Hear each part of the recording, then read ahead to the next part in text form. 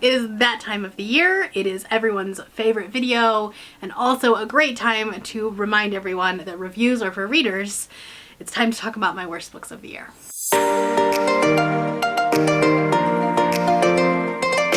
Hello everybody and welcome back to the channel. My name is Brianna and this is 4 Paws in a Book. I make bookish videos over here on my little corner of the internet, so if that's something that you're interested in, make sure that you hit the subscribe button down below. Today I am going to be talking about my worst books of the year, my worst slash most disappointing. We're putting them all together in one video and I'm going to be talking about the top 10 or the bottom 10 books. Now, I read 240 plus books this year. I'm saying plus because it's actually the week before the new year when I'm putting this out, but I don't think anything will top this list. So we're just gonna go ahead and put it out. I don't think this disclaimer is necessary. I've been on BookTube for 5+ years and this has been a staple of end of year content. But if this book is your favorite book, I'm so happy for you. I'm so glad it worked for you. It did not for me. Also, I know that there are some authors that follow me on this platform, so this may not be the best video of mine to watch, but stay tuned for my next video when I'm talking about the best 10 books of the year. Today, it's the negative one. I'm so sorry. If that's not content you want to watch, have a great day, and I will see you on Monday when I talk about my best books of the year. For those of you that are here for the tea though, here we go. In past years, I haven't ranked my books from like my 10th worst to my worst book, but this year I did, because there were some books that were just egregiously bad. For one reason or another, I'm going to be talking about each of these books because some of them, they may work for you. They just didn't work for me, and that's okay. Reading is subjective, and like I said, if this one worked for you, so glad. But coming in at number 10 on my worst books list is A Song for the Void by Andrew C. Piazza. This is a book that I read for Spiffbo Cassidy's version at the beginning of the year, and I think the problem with this book is it was mismarketed. This book is not a fantasy book. This is a historical horror book that's got a little whisper of fantasy. This book takes place in 1853 during the height of the Opium Wars, and our main character is a captain on a military ship, and he is tasked with going and finding these pirates that have been terrorizing the seas of Hong Kong for too long. But there's something in the South China Seas and the hunters are becoming the hunted, and the concept sounded really great. The concept sounded fantastic, and it was a finalist for Spiffbo 8. And so I had hope for this one. But like collectively, the whole group that was reading for Spiffbo Cassidy's version really hated this book. So at least it was nice to commiserate and talk amongst ourselves about this book. But I think had we called it a historical horror, I think that it probably wouldn't have made this list, and I probably would have rated it higher, but I was going in expecting fantasy, and there was so little of that it disappointed me. This book is objectively well written, but I do think that it struggled, especially with some of its female characters. This author is a man, and you can tell, it's the female characters are written by a man. So because of that, it's sitting in my number 10 spot. In my 9th spot is A Court of Ravens and Ruin. This is a fantasy romance that I had very high expectations for because this author is going to a Polycon, and it's a 4-book series, and the cover is gorgeous. I bought this book physically. That's how excited I was.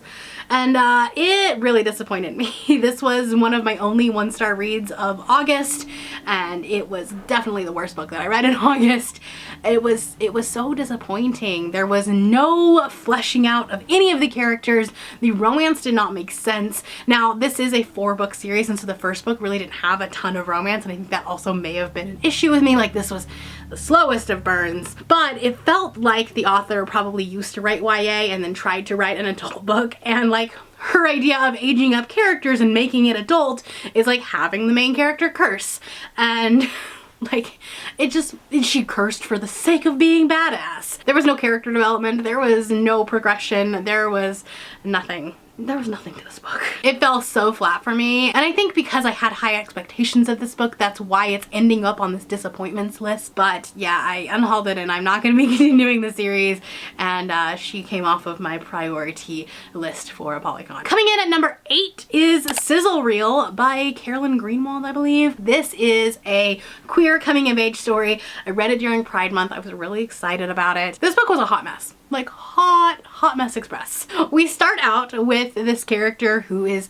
coming out as bisexual at a later age. I think she was like 25 or 26, which I really resonated with. I came out as a bisexual fairly late into my 20s, and so I was like, okay, great. We need more literature like this. We need more characters that are finding out that they're queer as an adult. She tells her best friend, and he ends up outing her at work, like publicly to her boss, and like he was like, well, I was just trying to be helpful because that way you can date this other chick. It's not his story to tell, and there's no repercussions of that. Like, she gets upset about it for a little while and is like, you shouldn't have done that, but like there was really no repercussions to it, and she was like, well, you know, but you have a good point because now I can't ask this other girl out. And it was such a mess. It was a little bit triggering, honestly. There's also no trigger warning for an outing. This book is marketed as a romance, but it definitely wasn't. There is no happily ever after, so it's definitely more of just like a coming of age story.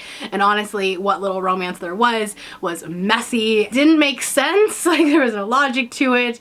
The two people should not have been together. Like, they weren't good together. So yeah, this is sitting in number 8, and it was disappointing. At number 7, we have The Pallbearers Club by Paul Tremblay. This one is definitely a disappointment, more so than a just bad book, because I had such high hopes for this book. This is a book about a kid who gets a job at a funeral home, and his best friend may or may not be a vampire. And it's supposed to be this funny, like, satirical look at death, and like the concept sounds really interesting, and it's even more cool because you have the book, and then the friend who is supposedly the vampire is making footnotes and like making annotations throughout the book, and so you read his perspective of the story, and then layered on top of it you read her perspective of the story. That sounds cool, right? No, God no, I was so bored. I was so bored the entire time. This boy is so whiny, so privileged and entitled, and like complains about everything. And I didn't want to be in his head any more than I had to. This book was 280 pages long or something like that, very short. And it was too long. It was too long. No, I did not want that. The annotations, the footnotes, the like added aspect to it was interesting, but that was the only interesting part of the book. His perspective was just miserable. Just miserable. So there's that. Coming in at number 6 is Funny You Should Ask by Alyssa Sussman. I read this very early in the year, and this still sticks with me in not a great way. I was reading this book for a video that actually ended up getting scrapped because I didn't like any of the books that were on this list, and so I just scrapped the video, which just is a bummer. But this story is heavily inspired by a GQ article that involves Chris Evans, but I read the article after reading the book, and it is so beat for beat that it gave me the ick a little bit, because the author never credits the article. Like, we found out through back channels that it was about the article, and it felt so weird. I may have been just in a bad mood when I read this, possibly because I was like snowed in on a trip and like was trying to get home. It's fine. I'll link the vlog where I did actually read it and talk about it a little bit. But our love interest, who's supposed to be like Chris Evans, is the most wonder-bred white man in existence. Like, he had no depth, no development. He was so boring, and like, what woman would find him interesting? No woman. No woman would. Our main character is insecure. She's self-loathing. Like, she's just consistently down on herself. And also, the middle of the book makes you think that the dog that you met as a puppy died. And like, it drags that out for way too long. And no thank you. No thank you. So, Funny You Should Ask. I did in fact hate this book. I had to. Coming in at number 5 is Charming Young Man by Elliot Schrefer. This is going to be one of 2 books that we picked for Boozy Book Club that will be on this list. So I am so sorry about that. Book clubs are cursed, apparently. This book is a historical fiction, and it's about a queer boy who is becoming the kind of like the breadwinner of his family. His family does not have a lot of money, but he is this musical prodigy, and he's getting the sponsor to like go to this fancy school. It's implied that the character that is his benefactor is much older, but then you find out he's mostly the same age, and basically I was like, okay, so he's Chuck Bass. But there was so little substance to this book. This book was so short, like 250-ish pages, and it was trying to do and say so much. It was talking about classism. It was talking about, you know, how young people are in the like entertainment industry and how that can be really difficult and trying for them. It was trying to talk about being queer in the 1800s, and like it did so much and yet did so little. On top of that, it was trying to do this like relationship between the benefactor and this character, which just felt really uneven, and like there was a power imbalance there, so it felt really gross. He also had like 3 other boys that were like in love with him, or that he was in love with, and like you couldn't keep them straight.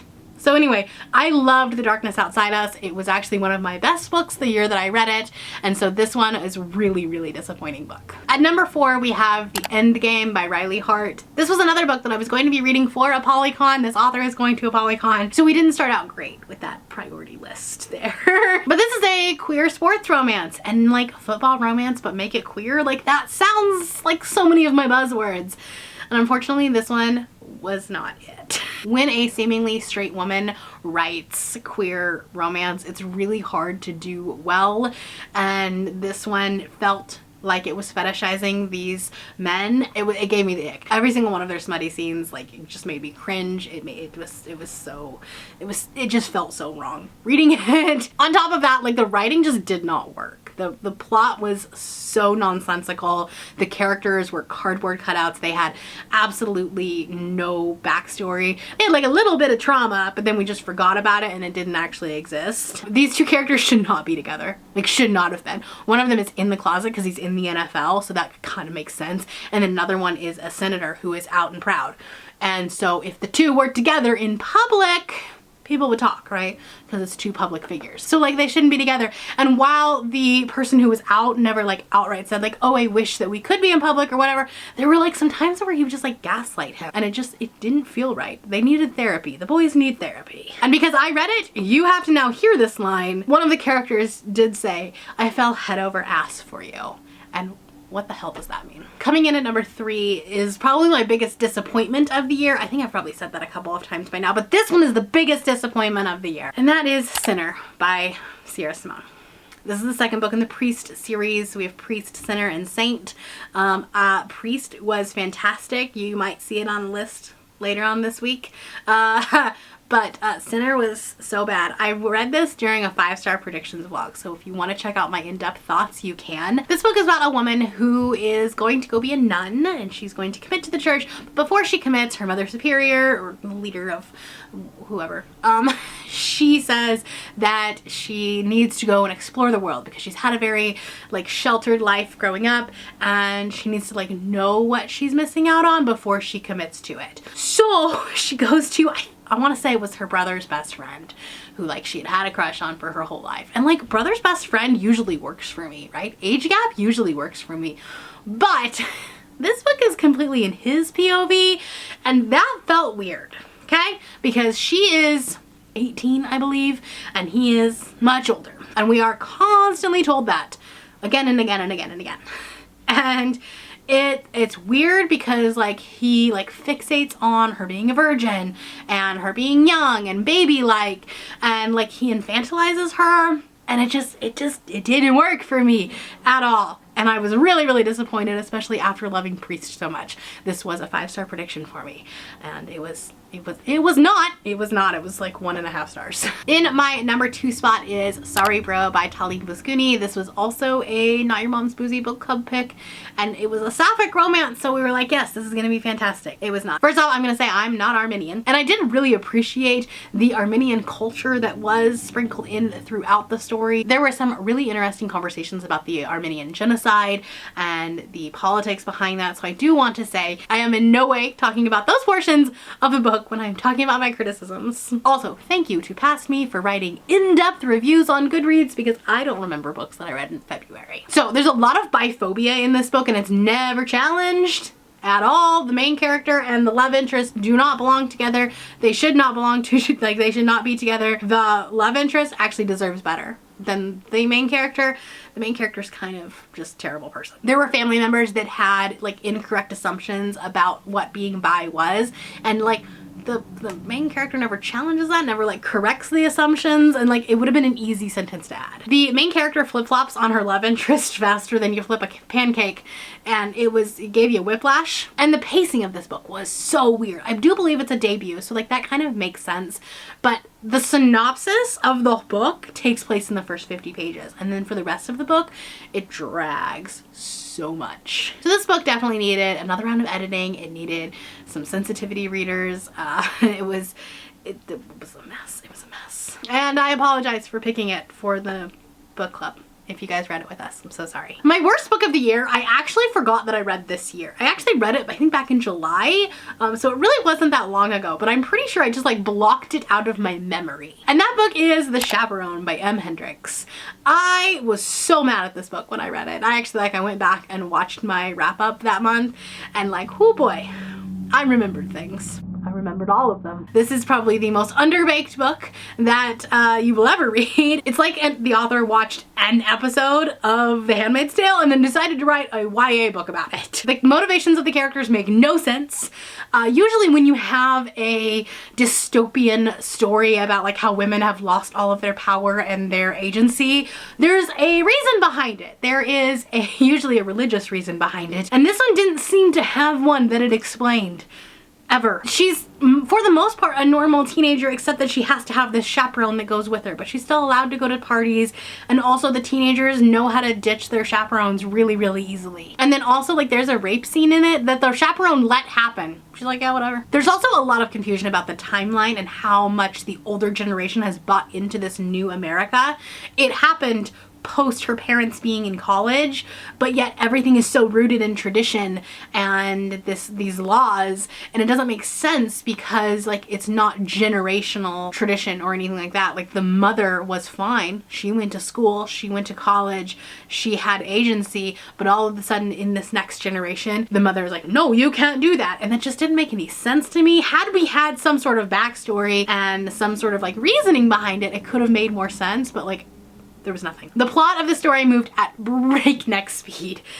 It was just boom, boom, boom, boom, boom, boom, boom. Like so many things happen in this book. The chapters were ridiculously short, and I'm saying that as someone who likes short chapters, but we needed to sit and marinate with some things every once in a while. And then on top of that, because everything moved so fast and also we didn't understand the world, the stakes felt really low. There was no time to grow with the character. There was no time to care about the character. And so when something happened, it just felt like a little hiccup. I'm like, okay, moving on. And then I honestly don't even remember this, so I'm reading my Goodreads review. The ending made no sense. I do remember it feeling like the author got bored of the story and so just like wrapped it up. Or like it was a NaNoWriMo novel and she's like, oh no, it's November 30th. I gotta finish this. So that being said, that's my worst book of the year. I know that a lot of people really liked it, and that's why I picked it up. Like, I picked it up on recommendations of friends that I have similar taste to, but this one was not it. So those are the 10 worst books that I read in 2023. Like I said, I read over 230 books, so at least most of them were good. I actually feel like I didn't have a hard time picking my list this year, which I guess is a good thing. But let me know down in the comments below what your least favorite book of the year was, or if you don't like making those lists, just what was a book that really made you mad or really disappointed you this year. That is all I have for you today. If you're new here and you have not yet subscribed, there's a little button that you can do so down below the video. If you'd like to hang out with me more, the links to my Instagram, Goodreads, Twitter, and my Patreon are linked in the description below. Thank you for watching, and I will see you next time. Bye!